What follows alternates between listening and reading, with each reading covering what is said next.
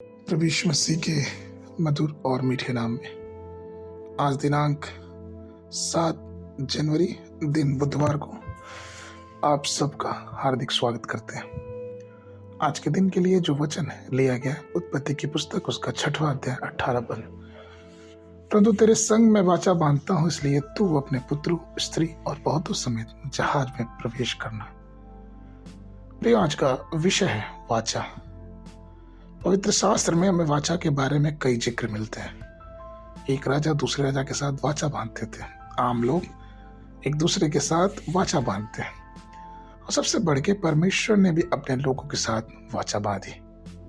जब जल प्रलय खत्म हो गया, जब नूह उसका परिवार जहाज से बाहर आया, तो प्रभु ने बड़े प्रेम से उनको देखा और कहा, उत्पत्ति की पुस्तक उसका 9 अध्याय 9 और 10 पद, सुनो मैं तुम्हारे साथ और तुम्हारे पश्चात जो तुम्हारा वंश होगा उसके साथ भी वाचा बांधता हूं, और सब जाति जीवित प्राणियों से भी जो तुम्हारे संग है, क्या पशु, क्या घरेलू पशु, क्या पक्षी, क्या पृथ्वी के सब बनेले पशु, पृथ्वी के जितने जीव जंतु जहाज से निकले हैं, सबके साथ भी मेरी यह वाचा बंधती है।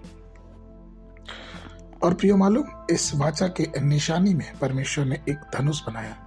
उत्पत्ति 9:13 से लेकर 15 पद में कहा है कि परमेश्वर ने कहा कि मैंने बादल में अपना धनुष रखा, वह मेरे और पृथ्वी के बीच में वाचा का चिन्ह होगा।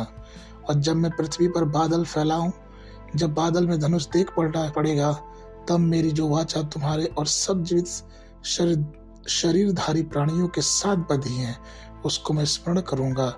तब ऐसा जल प्रलय फिर न होगा जिससे सब प्राणियों का विनाश हो। हमारा परमेश्वर हमसे प्रेम करता है और वो मनुष्य नहीं कि झूठ बोले। उसका वाचा सदैव अटल है। यह हिजकील 37:26 में वही प्रभु जिसने नूह के साथ वाचा किया, हमारे और आपके साथ भी वाचा करता है और कहता है, मैं उनके साथ शांति की वाचा बांधूंगा, वह सदा की वाचा ठहरेगी, और मैं उन्हें स्थान देकर गिनती में बढ़ाऊंगा और उनके बीच अपना पवित्र स्थान सदा बनाए रखूंगा। परमेश्वर के प्रिय लोगों, हमारा परमेश्वर हमें शांति की वाचा देता है, क्योंकि वह शांति का राजकुमार है, वो शांति का परमेश्वर है।